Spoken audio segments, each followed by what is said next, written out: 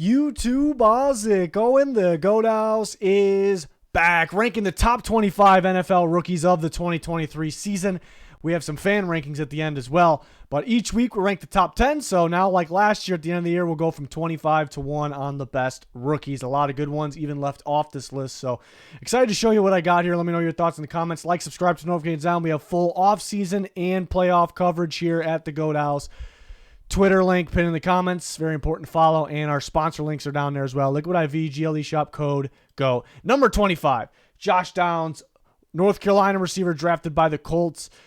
First half of the year, he was better than 25. We've seen him make his way into the top 10 here and there for a little bit on our weekly rankings. Second half of the year wasn't as productive as the first half of the year, but he was just as good as Michael Pittman early on, and he was dominating the slot.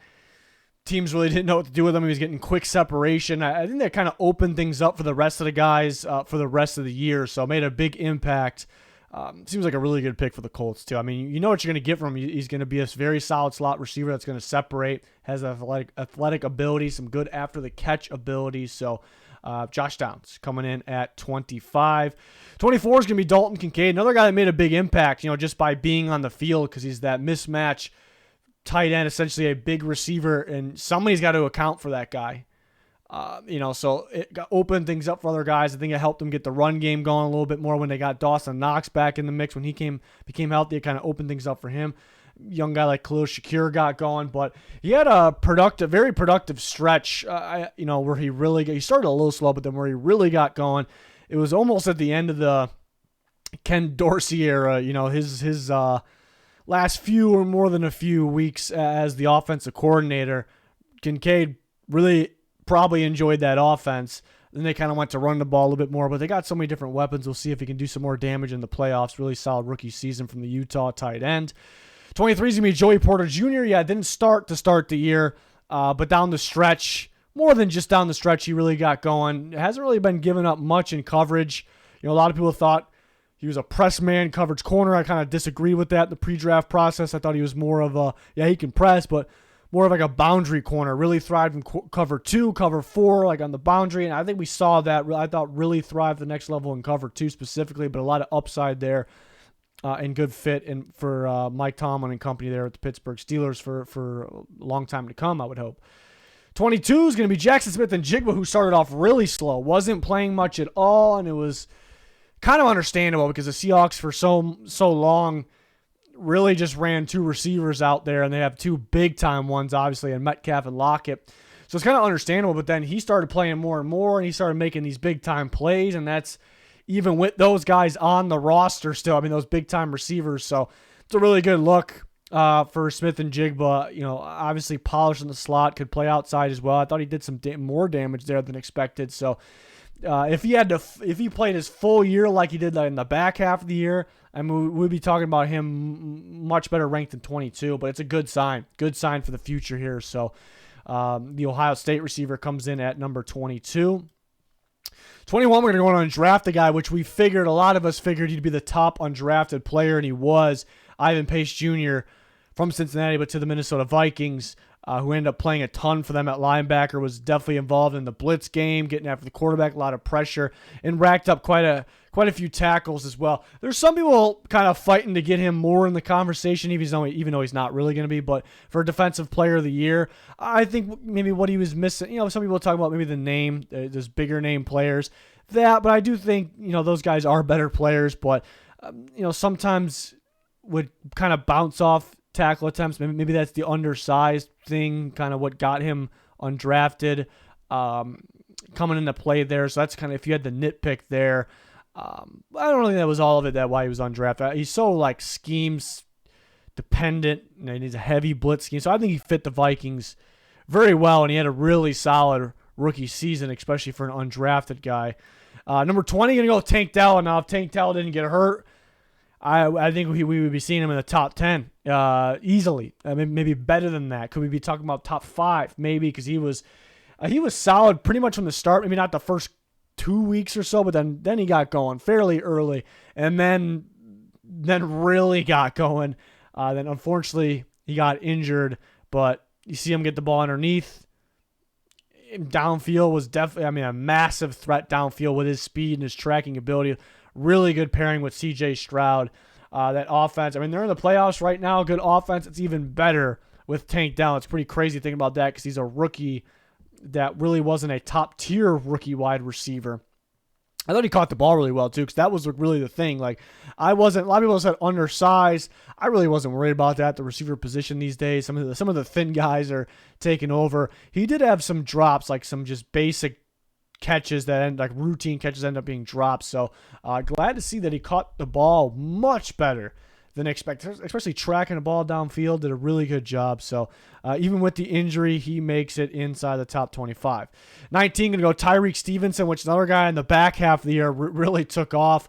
What he showed like his strength on tape. Like my favorite thing we talked about on tape with him was attacking the ball underneath, whether it's in the air or already caught. Like he flies up to the ball, like super high motor, puts his body on the line. Maybe your mid-round version of Deon Witherspoon. Not quite. That's why it wasn't a top pick, but it's a style of play almost, and he really showed that. Every game down the stretch, second half of the year, getting his hands on the ball or just getting his hands on the ball carrier or whoever's about to catch the ball. I think he really stood out in that category. And him and Jalen Johnson end up being a really good duo for a solid improving defense in Chicago. So he comes in at 19. Brian Branch, 18. He kind of got inside and outside the top 10 as well. Really solid season for him, obviously. Some good production, racking up tackles, getting his hands on the ball. Some clutch plays and good moments. The line secondary did give up through the air a little bit, but that was a really good pick. I was surprised how far he lasted, and the Lions definitely got one with Branch, and he finishes the season at 18. 17, Byron Young, who was one of the sack leaders for rookies. Actually, his teammate was the leader, but really productive getting after quarterback, and he was productive just making tackles too, and that's a little bit more than I thought he would be. And we knew he would have to step up as a rookie because the Rams were a little thin on pass rushers, and he was kind of that athletic type. Does he have like the strength to play in the NFL right away? And I thought he showed that he did. So very productive getting after quarterback. Helps that you're playing outside of Aaron Donald, but doesn't change that he was very solid his rookie season for the Rams. Rams look like, without a first-round pick, they had a pretty good draft class. 16-year-old Deontay Banks. Yeah, it was an interesting rookie season because it was a little bit of a slow start, which made sense because he was a pure man coverage corner. But then going to the NFL and just having to lock up, like press, and just stick with these crazy NFL receivers, the amount of talent that's in the NFL these days, the quick, crazy route runner, like quick separators, the crazy route running. So it made sense. It would make sense that if he struggled his whole rookie year, but he did not. Struggled a little bit very early. Then it was like night and day difference. Like he went from struggling a little bit to playing outstanding, like potential top 5 rookie, top 10, maybe defensive rookie of the year. And then he kind of came back down to earth a little bit, maybe towards the end, but not that he played bad at all. So it was a little bit of a roller coaster rookie season, I thought, but there was a stretch where he was playing some phenomenal football. So he comes in at 16, looks like a really good one for the future for the Giants. Interesting though, because he was viewed as a heavy man coverage corner, at Maryland. And then he fit. It made sense. We talked about it. We talked about in the pre-draft process was a fit for Martindale's defense, heavy man coverage. But now Martindale's gone, so they're going to find a man coverage guy. He had some good moments in cover 3, cover 4 at Maryland too, so I think he'd be okay with that. But I would like for him to be in a man defense. So that'd be interesting to see what happens with the Giants there. But a little off topic. It's just kind of a future thing. 15, going to go with Devon Achane of the Dolphins. And he was beat up here and there, missed a little bit of time. And that probably could have put him in the top 10, maybe top 5. But he was still super productive, super explosive. The home run hitting runs, the big chunk yards he would get, more physical than expected because he was a little bit undersized of a running back. He did put on a little side of some strength, I thought, going into this year as a rookie. Good around the goal line as well, and being that productive when playing with one of the top running backs, Raheem Mostert, this year, pretty damn impressive. So if he would have just stayed a little healthier, we would have ranked him better than 15 probably. So I think much better. 14, going to go Kobe Turner, who actually led rookies in sacks, playing the interior, like an interior pass rusher style. Helps that you're playing alongside Aaron Donald. Then you got the rookie Byron Young out there. But, yeah, he led rookies in sacks, so that means something. You know, sacks aren't everything, but it's sometimes some people underrate sacks because it's kind of the difference of maybe the quarterback getting the ball out, making a play. So that's impressive, kind of playing from the interior. Again, it helps you playing with Aaron Donald, but really good year, way better than expected from Kobe Turner. He comes in at 14. 13 going to be Yaya Diabi, who's probably not talked about enough right now in terms of like this high. Like he needs more recognition. This was a guy I was a big fan out of Louisville, but because of two things, because of his upside and his freakish athletic ability. And why he was more of like an upside guy, well, because the freakish athletic ability combined with the strength, kind of rare combo, but also because Louisville had him playing all over the place. Like a lot of times, like because his athleticism and his ability to get off the edge, get around the edge, and get after the quarterback, it just felt like an edge player. But Louisville had him playing over the tackle, like hand in the dirt, over the tackle a lot, even sometimes, you know, just inside the tackle, like 3 technique at times.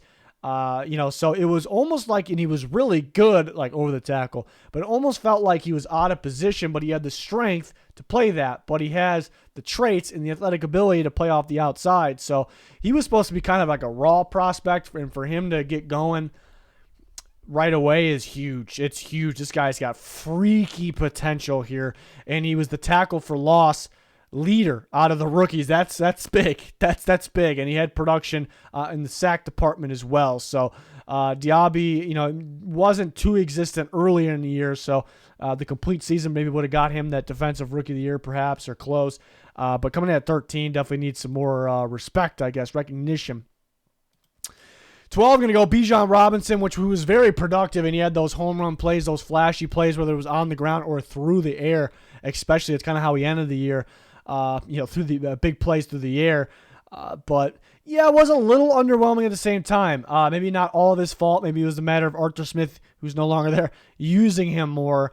But there was kind of a reason for it. There was times where he was getting a lot of carries, and it's like, man, he's not really seeing the hole as well as I thought he would. And maybe Algier or even Cordero Patterson, they're just running the ball better right now. So I didn't like that there was times like that. He did have some fumbles pop up, but it was more just underwhelming because the expectations. I think a lot of us expected him to be number 1 in this video at the end of the year, and he wasn't there. So it was a little underwhelming, but he was still very solid, very flashy, very productive. So he's going to come in at number 12. The former Texas running back. Number 11, Jaden Reed, man, really coming along at the end there for the Packers, or down the back half of the season. I thought like he was productive before then, but a lot of it was underneath. Like we're gonna run these little shovel passes, the end around look passes. We're gonna run end arounds. We're gonna give him screen passes, quick slants, and it was good. He was productive. He was getting in the end zone. I just want to see more as a receiver, but then we really started to see it in the last quarter of the year maybe, and he was super productive. I mean, getting separation downfield with his routes, catching the ball, making big plays after the catch, which we knew he can do, but he kind of turned himself into a do-it-all guy. Like the way he finished, he could have been like a top 3, top 5 guy in this list. So the Packers definitely got one here, a good one for that offense to open up a variety of different plays in the playbook and throw defenses off, and a good fit with Jordan Love. So I'm really excited about Jaden Reed. That looks like an absolute steal. I think, again, the last couple of things, I think that Vikings game at the end where the Packers punished them big time, they dominated them. I thought, I already knew he was getting going and okay, this is the guy. But I think that game was okay, all right, this guy's coming. He's more than we think. He's got more to him, and he's learning, and he's getting better. So it's a guy to watch out for the future. I think that could be a legit fantasy option because how many different things he can do. So coming at number 11, very impressed with Jaden Reed and the Packers. Number 10, going to go Jaylen Carter. First half of the year was much better. Was looking like a top 3. He was top 3 through our top 10 rankings, and he looked like not a sure thing, I shouldn't say through really early in the year, because really early in the year, it was between him and Gonzalez, and then Gonzalez got hurt, so it's all right, Carter. And he still played very well throughout the rest of the year, but the Eagles, they were playing him more because they realized he was good, really good, and then they were playing him less. And they do have other options out there, but still, they have other options, and maybe it takes the second year for him to really play because he's going to be an elite player. I'm pretty confident with saying that. Just a matter of playing him more. But down the second half of the year, it was kind of just a flashy play once or twice a game, maybe some games with nothing. That's kind of what he was. So I would value a little near pretty big flashy plays, but I am valuing the more complete, consistent, and it is the matter of just playing him more. But at the end of the day, we're ranking the rookies based off this year. So he did drop a little bit, but you can see the potential, the elite potential here with Jaylen Carter and his flashiness, his big playability from the interior, just a game-changing ability. So he comes in at number 10. I thought kind of his sweet spot was the first 6-7 weeks, somewhere around there. But he was solid after that. We'll see what he can do in the playoffs. Number 9, I'm going to go Zay Flowers. Zay Flowers was productive pretty much right off the bat. Would kind of disappear here and there. And he did have a couple. That's a trick. He was a tricky one to rank because he would have a couple games where he dropped the ball quite a few times in the games. I think this one game was a Steelers game. There was another one in there. So I didn't love those, but he was flashy. He was tough after the catch. He was big, but I did want to see him, kind of like Jaden Reed, I want to see him do more. In the second half of the year, he did more. He got open downfield. It wasn't just the gadget plays. It wasn't just the highlight reel. Consistent throughout games. Huge for the Ravens. They're the best team in football. Their best receiver. So that him improving a bit more and adding more to his game and being more effective in multiple parts of the game of the receiver position. Got him inside the top 10 there, so he comes at number 9. Number 8, another receiver, Jordan Addison, a super productive year. I mean, if you look at just the production, what's not all about, but if you look at the production, receptions, yards, touchdowns, I mean, we're talking here. I mean, it was ridiculous production for a rookie, especially given he went through 4 different quarterbacks. I mean, what could he done if he had Kirk all year? But if you look at the production, you probably want, and then given that he had 4 different quarterbacks, you probably want to rank him better than 8. But there were some things, if I had to nitpick, I would love for him to catch the ball better in traffic, better. That's something where he can improve. So something like that. Maybe keeping him from being, the production shows probably top 5 at least, honestly. Pretty good year. We'll see how he is all year with if they have a quarterback, the same quarterback, whether it's Kirk Cousins or not, all year. But he comes in at 8, very good rookie season for Jordan Addison. 7, Will Anderson up for Defensive Rookie of the Year. Sack numbers, maybe you expected he got good sack numbers, but maybe you expected a little bit more. But the pressure rates, the win rates, they're legit, and not just for pressure, not just for pass rush reps, stopping the run as well. He actually impressed in that category. So he's winning his reps. I wish there was more snaps. That's where it comes into the debate with Defensive Rookie of the Year. It's like, all right, he had production, but his win rates for both pass and run off the charts. So he's involved in both those, like a huge impact for that Texans defensive line, that Texans defense, who were better than expected. So that'd be the argument for him. He did miss a little bit of time. They really rotated, so he did have a limited number of reps for a top-tier rookie. So that's kind of the argument against him in this Defensive Rookie of the Year battle. But very big-time impact player across that defensive line, or like across different style of play, different types of plays for offense. So he comes in at 7. 6 gonna be Rashod Rice. Man, he took off as the year go. I think we knew right away though, this is probably their best receiver because other guys are struggling, and we get some flashes here and there from Rice. Like, why aren't they playing him more? Didn't take too long for that to happen. He was by far their best receiver. I mean, you can get this guy the ball downfield. You can get him the ball underneath, screen pass. Very good after the catch. Going slant, post across the field, whatever it may be. He's Mahomes' number 1 target. Seems like a really good fit for the Chiefs. Kind of again, like they needed a do-it-all type guy. They don't really like the contested catcher types because do they get enough separation for like the Patrick Mahomes offense? So they never really have players like that. But right now, like Valdez Scantling's like a deep speed threat that will he catch the ball or not? It's kind of like a one-trick pony type guy. Kadarius Toney's gadget guy. Sky Moore they actually use a lot for blocking, but he's an after-the-catch type guy. He can't really find completely his way yet. So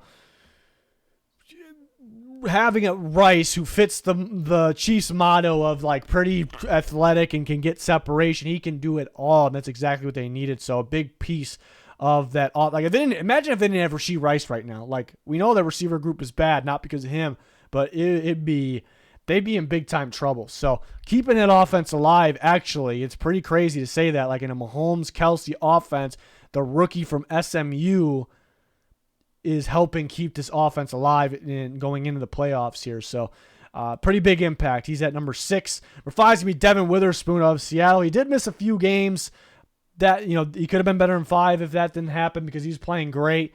Right when we started to see him, because he didn't play the first game, but right when we started to see him in that Giants game, primetime football game, that's where things, like, he was already playing well, but that's where things really got that, and that's where it actually started. Like, that's where it really got going for him, and he kept playing like that, locking down guys, making big time plays, and that lasted for a stretch. And then there was some like average rookie, still a little bit above average rookie games, just a couple. Then he was injured. Then he came back at the end. I mean, the way he ended the year against the Cardinals, I thought he played very, very well. Like, he's a mixture of a lockdown guy, a big play guy coming up and making that hit, especially in crucial situations like third down. But he plays in the outside. He plays in the slot equally as effective. That's freaking hard to do. So very impressed with him. Hopefully he could stay healthy. Because his style of play, and he's not the biggest dude in the world. He plays like it. But, hopefully a guy like that could stay healthy. But looks like the Seahawks kind of found themselves one here, obviously, early in the draft. Number 4 going to be Sam Laporta. I mean, a ridiculous year for a rookie tight end. Super productive, kind of a mismatch guy. Knows how to get open, knows how to run after the catch.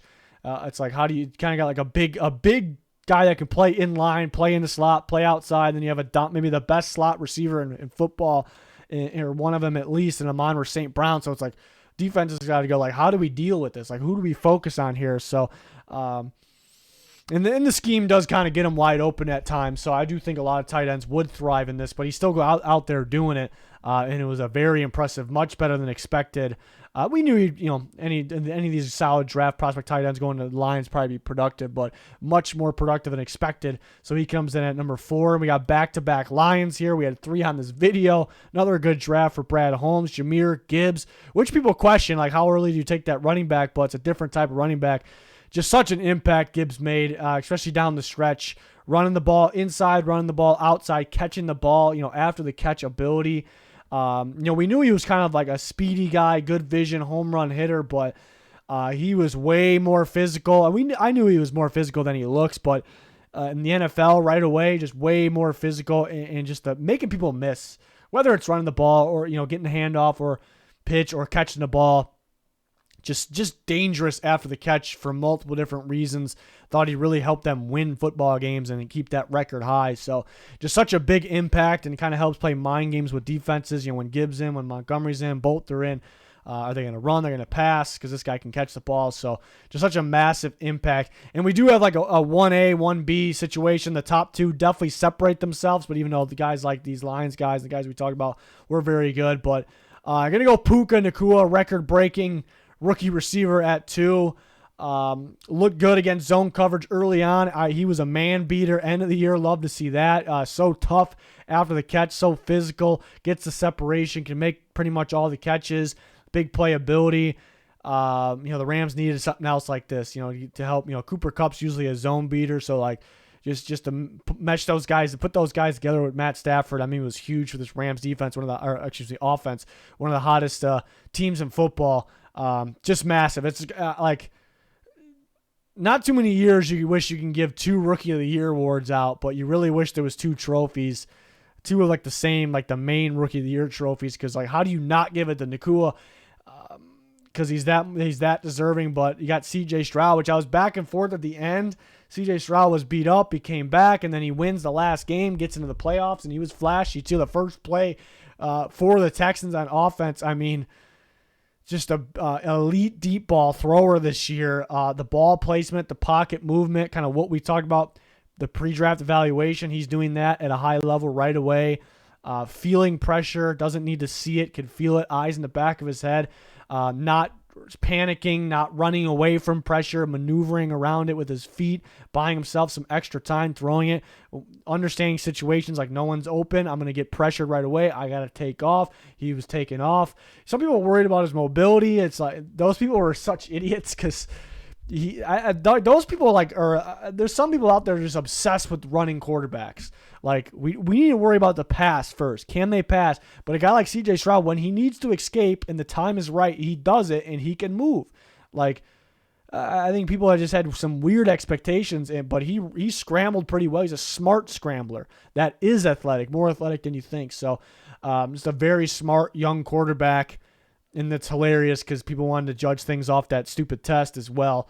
An historic, one for the books, rookie performance, and the Texans definitely got themselves one. Helped them, help lead them to the playoffs here. So, and then those receivers were no-name guys before. Now Nico Collins is one of the leaders in football, and credit to him as well. But Tank Dell looking like that right away. It starts with this guy right here. So that good of a rookie.